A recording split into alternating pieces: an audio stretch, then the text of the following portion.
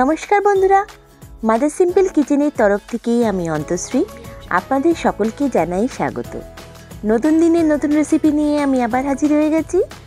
আজকে আমাদের recipe egg bhurji বা ডিমের ভুর্জি। হ্যাঁ বন্ধুরা, খুবই সিম্পল রেসিপি, কিন্তু আমি এটাকে ভিন্ন স্বাদে করেছি। আপনারা সকলেই হয়তো এই রেসিপিটা করে থাকেন, কিন্তু আমি কিভাবে করেছি সেটাই আজকে আপনাদের সঙ্গে শেয়ার করব। একদম ভিন্ন স্বাদের রেসিপিটি, আর এটা থাকলে অন্য কিছু লাগবেই না। চলুন দেখে নেওয়া যাক কী করে করছি আমি। এর জন্য দরকার আমার ডিম। এখানে আমি 9টা মতন ডিম ভেঙে নিয়েছি। আপনারা আপনাদের রিকোয়ারমেন্ট অনুযায়ী ডিমটা নিয়ে নেবেন। সবকটা ডিম আমি পরপর ভেজে নিচ্ছি। আর এখানে আমি কিছুটা অল্প লবণ ব্যবহার করব, যেহেতু আমি যে এর মশলাটা বানাবো তার মধ্যেও কিন্তু আমি লবণ ব্যবহার করছি, সেটা বুঝে কিন্তু আমাদের লবণটা ইউজ করতে হবে। সবকটা ডিম আমি ভেঙে নিয়েছি। এরপর আমি এই ডিমগুলোকে ভালো করে ফেটিয়ে নিতে হবে। হালকা লবণ দিয়ে এখানে ডিমটা ফাটাচ্ছি। লবণটা খুব একটা বেশি দেবেন না, যেহেতু মশলার মধ্যেও লবণ থাকবে, আর লবণটা বেশি হয়ে গেলে এই ডিম ভুর্জিটা ভালো লাগে না। দেখুন, ভালো করে ফেটিয়ে নিচ্ছি। বেশ কিছুক্ষণ ধরে ভালো করে আমাকে বিট করে নিতে হবে। আমি এখানে একটা কাঁটা চামচের সাহায্যে এটা বিট করে নিচ্ছি। আপনারা বিটার দিয়েও বিট করতে পারেন।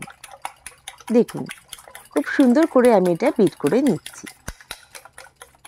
রেসিপিটি খুবই সিম্পল, কিন্তু একটু টুইস্ট দিয়ে আমি করেছি, যার জন্য খুবই সুন্দর লাগবে। এখানে কড়াইতে আমি পরিমাণ মতন সাদা তেল অ্যাড করছি, আর এখানে 1 টেবিল স্পুন মতন আমি মাখন অ্যাড করছি। এরপর আমি এখানে কাঁচা লঙ্কা অ্যাড করে দিয়েছি, 5টা মতন কাঁচা লঙ্কা, আর 3টে আমি পেঁয়াজ এখানে অ্যাড করেছি। একদম চপ করে নিয়েছি পেঁয়াজগুলোকে। লঙ্কাটা আপনারা আপনাদের ঝাল অনুযায়ী বাড়াতে বা কমাতে পারেন। এবার আমি এখানে অ্যাড করে দেবো 1 চামচ আদা বাটা, 1 চামচ রসুন বাটা দিয়ে ভালো করে একটু আমি নাড়িয়ে চাড়িয়ে নিচ্ছি। ভালো করে একটু নাড়িয়ে চাড়িয়ে নিতে হবে, যাতে আদা রসুনের কাঁচা ভাবটা চলে যায়। তারপর আমি এখানে অ্যাড করে দেবো টমেটো। এখানে আমি 2টো মিডিয়াম সাইজের টমেটো ইউজ করেছি। এটাকেও ভালো করে চপ করে নিয়েছি, সেটা আমি এখানে অ্যাড করে দিলাম। দিয়ে একটু হালকা নাড়িয়ে চাড়িয়ে নিচ্ছি। তারপর এখানে অ্যাড করে দেবো স্বাদ অনুযায়ী লবণ। লবণটা খেয়াল করে আপনারা দেবেন, যেহেতু ডিমেও লবণ আছে, আর এই মশলাটাতে সেই বুঝেই লবণটা অ্যাড করবেন। এবার আমি এখানে অ্যাড করছি 1 চামচ হলুদের গুঁড়ো। আর এখানে যেটা অ্যাড করছি এটা স্পেশাল মশলা, এটা ম্যাগি মশলা এখানে অ্যাড করেছি। আপনারা চাইলে এখানে পাওভাজি মশলাও অ্যাড করতে পারেন, একটু টুইস্টের জন্য। আপনাদের কাছে যেরকম মশলা থাকবে সেটা অ্যাড করে দেবেন। এখানে ম্যাজিক মশলাটা ইউজ করাতে একটা বেশ সুন্দর স্বাদ চলে আসে। একবার এটাকে ইউজ করে দেখবেন, আর রেসিপিটা একদম টোটালি চেঞ্জ হয়ে যাবে। এখানে আমি লঙ্কার গুঁড়ো অ্যাড করলাম 1 চামচ মতন। লঙ্কার গুঁড়োটা ঝাল বুঝে আপনারা অ্যাড করবেন, যেহেতু এখানে কাঁচা লঙ্কাটাও আছে, সেটা বুঝে আমাদের লঙ্কার গুঁড়োটা অ্যাড করতে হবে। দেখুন, ভালো করে একটু নাড়িয়ে চাড়িয়ে নিচ্ছি। তেলটা বেশ ছেড়ে ছেড়ে আসছে যখন, তখন এখানে আমাকে অ্যাড করতে হবে ডিমটা। দেখুন, এখানে বেশ ভালো করে তেলটা ছেড়ে গেছে, সব মশলাগুলো কিন্তু কাঁচা ভাবটা চলে গেছে। এবার আমি ফেটিয়ে রাখা ডিমটা এখানে অ্যাড করে দিচ্ছি।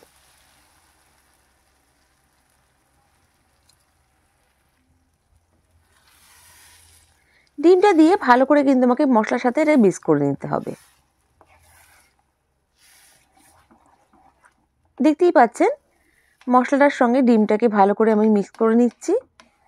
আর এটা কিন্তু মিডিয়াম টু লো ফ্লেমে এটা করবেন, খুব হাই ফ্লেমে এটা দেবেন না প্রথমে, তাহলে কিন্তু পুড়ে পুড়ে যেতে পারে, আর টেস্টটা ভালো লাগবে না, কাঁচা কাঁচা থেকে যাবে ভেতরটা একটু। দেখুন, একটু ভালো করে নাড়িয়ে চাড়িয়ে নিয়ে সাইড দিয়ে আমি এটাকে স্ক্র্যাপ করে নিচ্ছি ভালো করে, দিয়ে ভালো করে এটা মশলাটা মিক্স করে নিতে হবে। এখানে দেখেই বুঝতে পাচ্ছেন ডিমটা কিন্তু অনেকটা, যেহেতু ডিম, সেটা একটু ভালো করে না মিক্স করলে, আর মশলার সাথে না মিক্স করলে ভালো লাগবে না।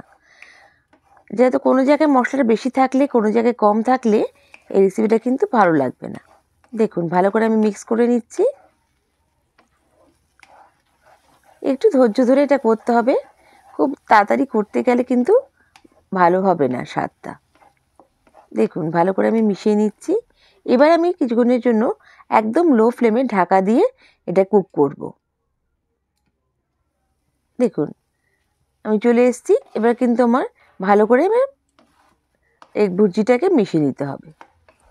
এখন দেখছেন ভালো মতন কুক হয়ে গেছে। আবার আমি ভালো করে নাড়িয়ে চাড়িয়ে নিয়ে এটা ভুর্জির আকারে আমি করে নিচ্ছি। দেখুন ভালো করে আমি এটাকে মিক্স করে নিচ্ছি।